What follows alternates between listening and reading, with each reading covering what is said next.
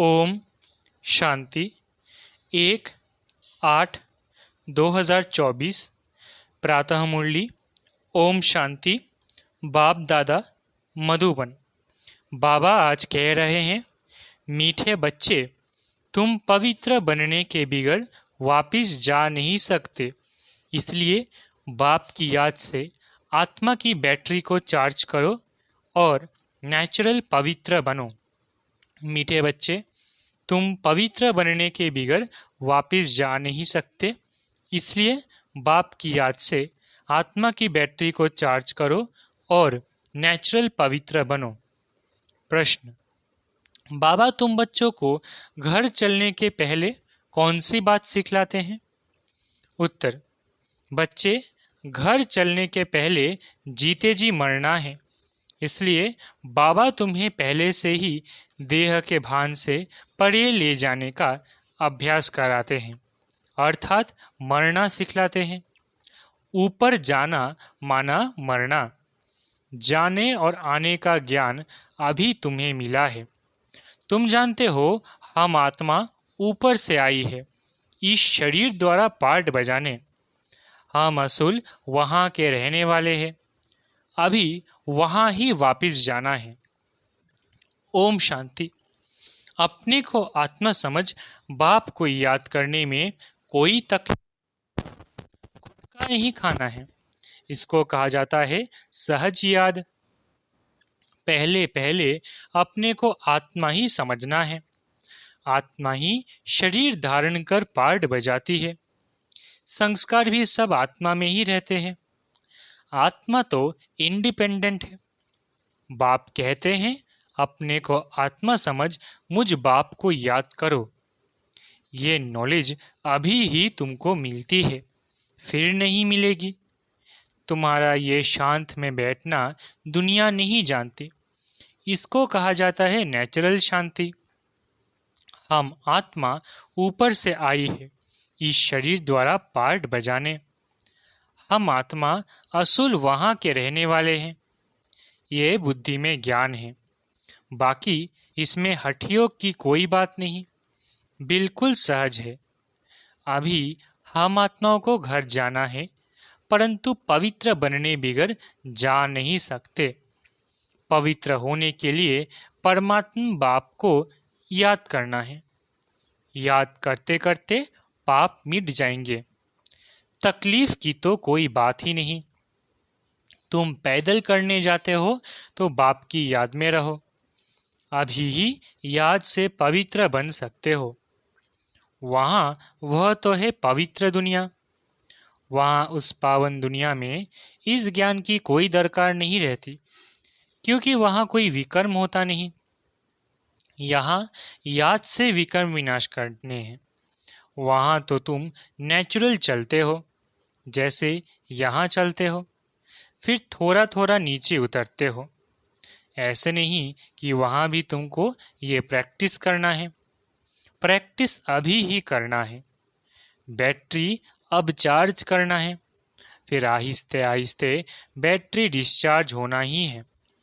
Battery charge होने का ज्ञान अभी एक ही बार तुमको मिलता है। सतो प्रधान से तमो प्रधान बनने में तुमको कितना समय लग जाता है। शुरू से लेकर कुछ न कुछ बैटरी कम होती जाती है। मूल वतन में तो है ही आत्माएं, शरीर तो है नहीं। तो नेचुरल उतरने अर्थात बैटरी कम होने की बात ही नहीं। मोटर जब चलेगी तब तो बैटरी कम होती जाएगी। मोटर खड़ी होगी तो बैटरी थोड़ी ही चालू होगी। मोटर जब चले तब बैटरी चालू होगी। भल मोटर में बैटरी चार्ज होती रहती है, लेकिन तुम्हारी बैटरी एक ही बार इस समय चार्ज होती है। तुम फिर जब यहाँ शरीर से कर्म करते हो, फिर थोड़ी बैटरी कम होती जाती है। पहले तो समझाना है कि वो है सुप्रीम फादर, जिसको सब आत्माएं याद करती है। हे भगवान कहते हैं, वो बाप है, हम बच्चे हैं। यहाँ तुम बच्चों को समझाया जाता है बैटरी कैसे चार्ज करनी है। भल घूमो फिरो, बाप को याद करो तो सतोप्रधान बन जाएंगे।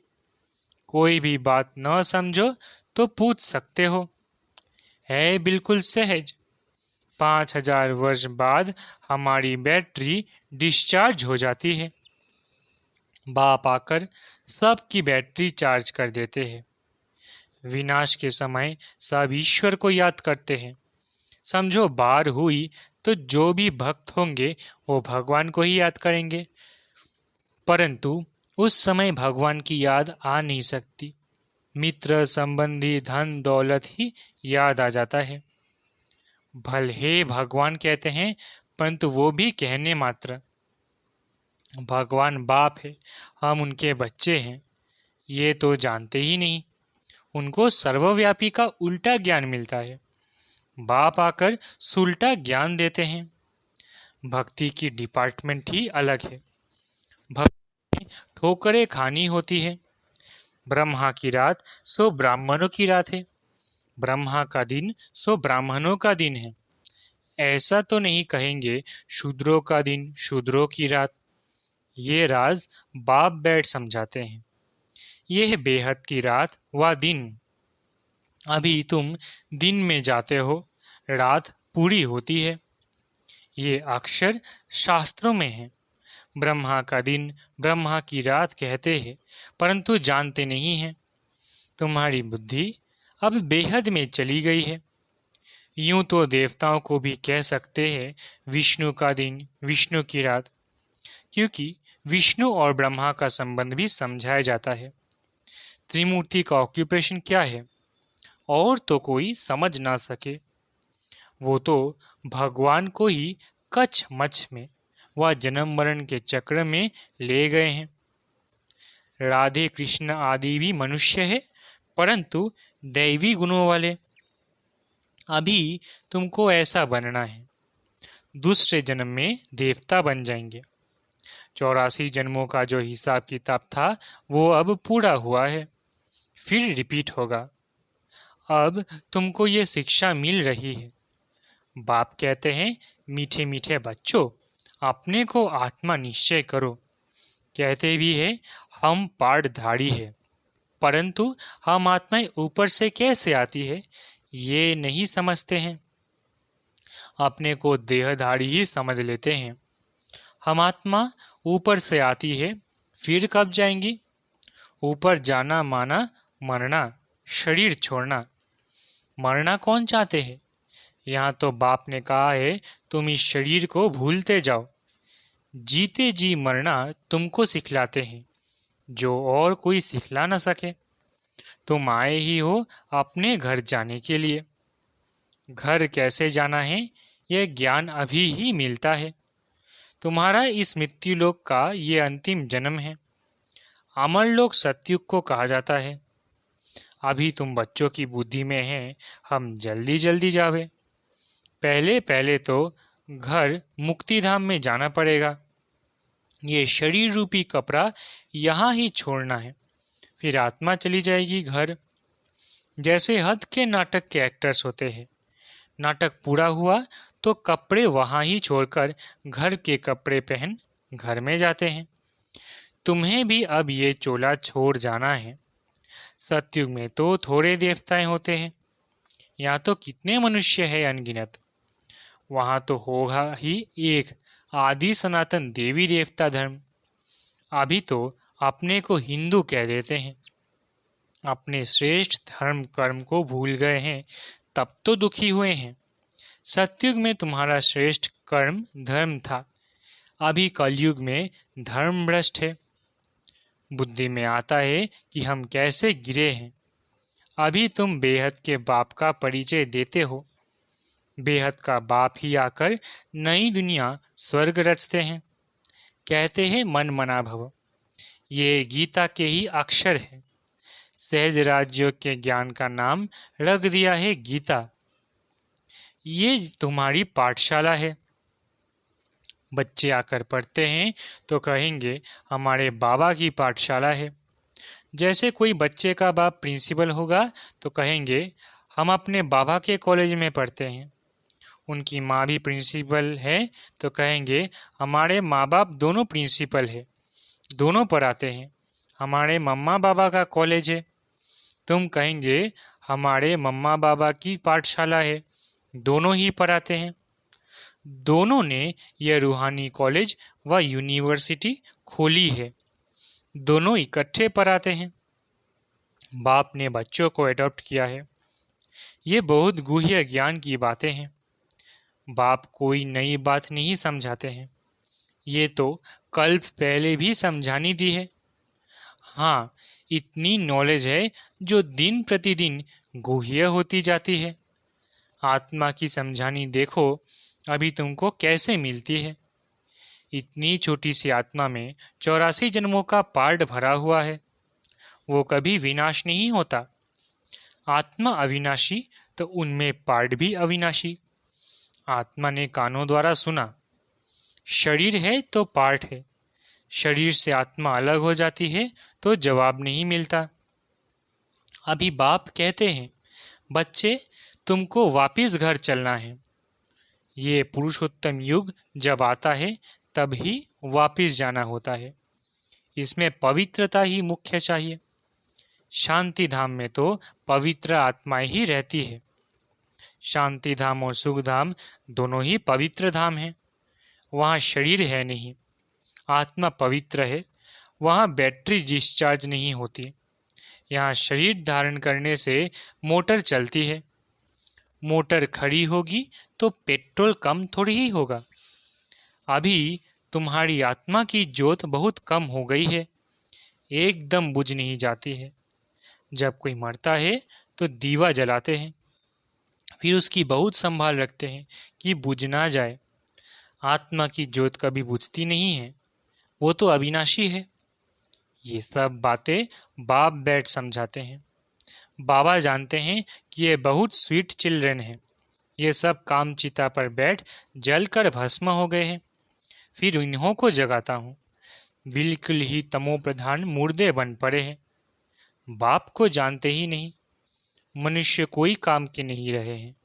मनुष्य की मिट्टी कोई काम की नहीं रहती है। ऐसे नहीं कि बड़े आदमी की मिट्टी कोई काम की है, गरीबों की नहीं है। मिट्टी तो मिट्टी में मिल जाती है। फिर भल कोई भी हो, कोई जलाते हैं, कोई कब्र में बंद कर देते हैं। पारसी लोग कुएं पर रख देते हैं, फिर पंछी मांस खा लेते हैं, फिर हड्डियां जाकर नीचे पड़ती है, वो फिर भी काम आती है। दुनिया में तो ढेर मनुष्य मरते हैं।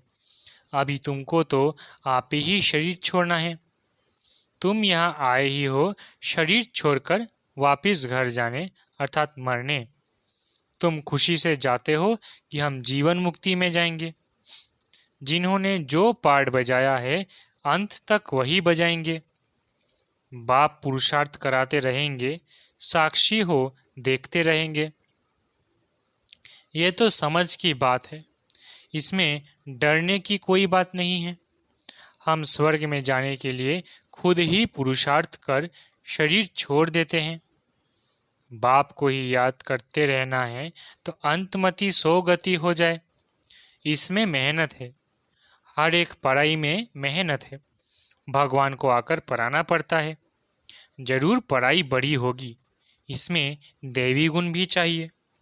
ये लक्ष्मी नारायण बनना है ना, ये सतयुग में थे। अब फिर तुम सतयुगी देवता बनने आए हो। तुम एम ऑब्जेक्ट कितनी सहज है, त्रिमूर्ति में क्लियर है। ये ब्रह्मा विष्णु शंकर आदि के चित्र ना हो तो हम समझा कैसे सकते।